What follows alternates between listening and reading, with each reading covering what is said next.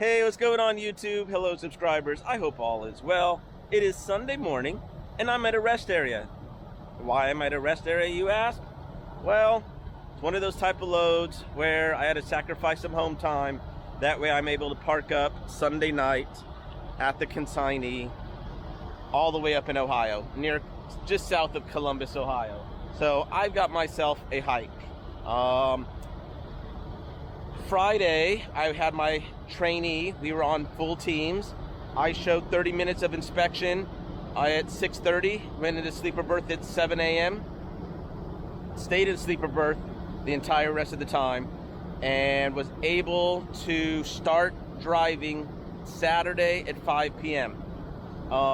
That way, I'm able to get to this consignee on time and get this load delivered. Does it suck? Yeah. Is it rare? Yes.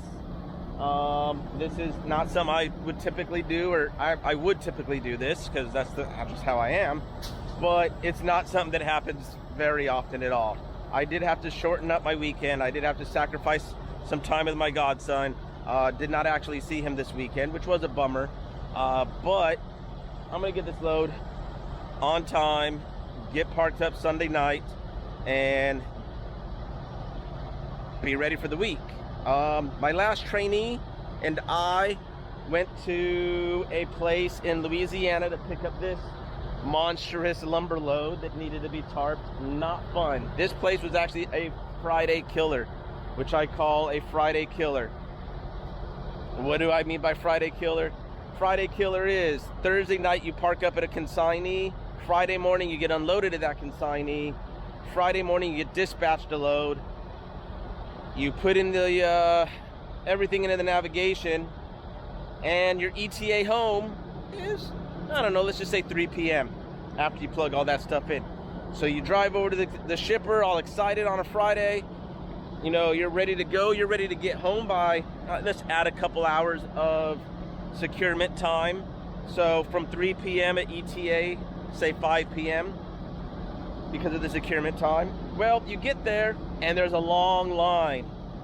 There's a long line, or they're just super slow to load you. Or, for an example, you get an extremely difficult load that you have to secure and tarp that's very awkward.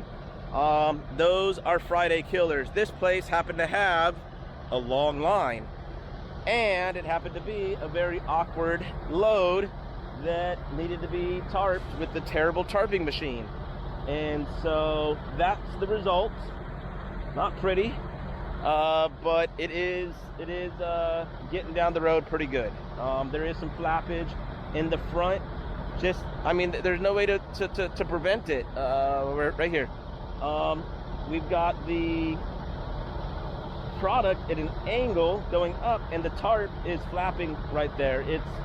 It's not pretty, but it gets down the road. It's not ballooning terribly, or ballooning at all, but it is getting down the road. So yesterday, so Friday, instead of getting home at like 3 p.m., we ended up getting home at about 10 p.m.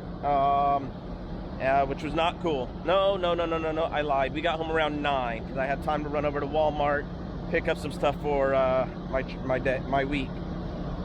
So we got home around 9. It was a bummer, but it's okay. So my trainee now is in Des Moines. He's going to be testing out. He finished up his 4 weeks with me, and I was potentially going to have another trainee this week, which I do. However, she is in the National Guard, I believe, and she has some drills to do today, Sunday, so she was not able to get to my truck on Saturday. So, which is fine. I wouldn't want somebody to come from 2 weeks or 3 weeks of orientation, come down and spend less than a few hours at home and drive out with me on Saturday. That is a lot to ask. So we are going to try to attempt to have me drive through the New Orleans area sometime this week, which is going to be extremely difficult and almost impossible being all the way up in Ohio on Monday morning, where she can possibly meet me in the New Orleans area, and then I could pick her up and she could start her training in the middle of the week as opposed to Sunday. But more than likely, I would say 85 to 90% chance that she'll just come on my truck with me next Sunday. And that way I have a week solo, which you guys know what that means. I'm gonna pump out more videos to you guys because it's been a while since I have. So long that, hey, look, my eye is completely healed. The cut is gone. There's barely any scar. The bruising is all gone. I don't look like I went around with Tyson. So I'm very pleased about that. It has been that long since I put out a video that my eye is completely healed. I do apologize.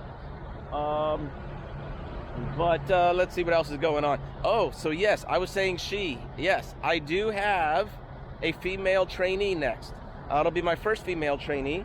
I am okay with training a female.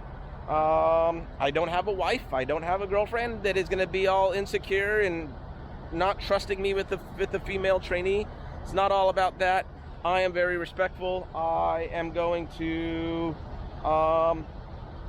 train this trainee as I train her as if I would train anyone else. So it's going to be an experience, and I am looking forward to it. She is from the military, so I'm sure she is ready to rock out and bust her butt out here. So I'm excited about that, and it should be a good experience, and it'll be nice to put that on my resume that I also have trained a female trainee. So it'll be an experience. I will try to see if she's interested in having to be in a couple of videos, stuff like that. So and hopefully you guys will be able to get to meet her. And other than that, it is about my time to get rolling down the road. I have a 10.5-hour drive today. I drove about 5.5 hours yesterday and got here right around, I believe, 10 o'clock-ish, something like that. So, and going to drive, like I said, 10.5 hours today. Hopefully getting up to the consignee by 8 p.m.-ish, 8:30, just in time to park up by 9 p.m. So, all right, you guys, you know what to do. Have a good one. Smile. You got a great one.